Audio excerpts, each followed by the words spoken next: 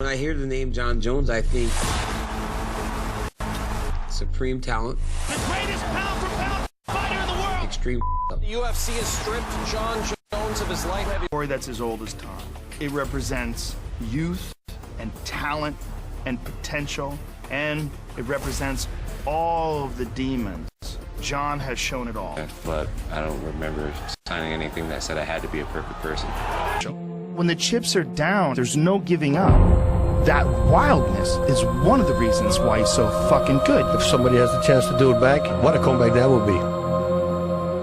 Jon Jones is coming back. The organization is also, despite the whole history with Jon Jones, happy to have true superstar Jon Jones back in the octagon. Think about how goddamn good DC is, and think of Jon head kicking and stunning him and then putting him away. Inside the octagon, you look at his ability to push aside the pressure and what's at stake that night. You know, you really see it in the fights where he's losing. That's where you see how good he is. You gotta have the wildness, you gotta have the physical talent, and you gotta have the brain to understand pathways, to be creative, to take chances, to do things, wild risks like flying knees on Shogun or spinning elbows on Stephan Bonner. Jon's the baddest motherfucker at 200. That's the nature of the beast, though. Right.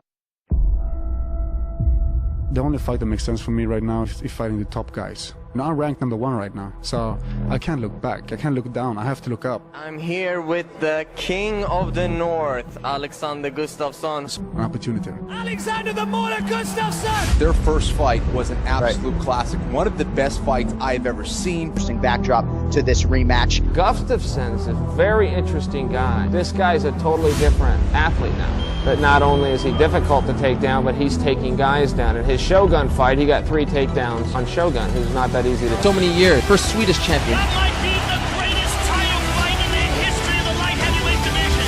#1 contender in the division. Jon Jones, I want my title shot again. Right, whenever you want, man. Whenever you want. Jon Jones, December 29th, he will be back. Jon Jones comes out very dynamic with some very high-level kickboxing, with some very sharp body punches.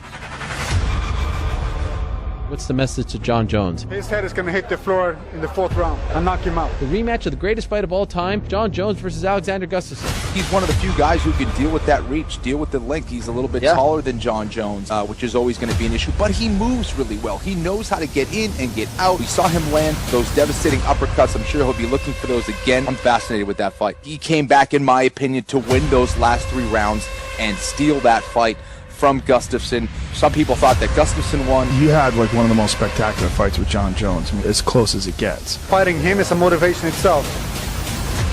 The other side of this, of course, is that Daniel Cormier, as soon as those two guys step foot inside the octagon and the clock starts, he will vacate the UFC light heavyweight title. World title fight.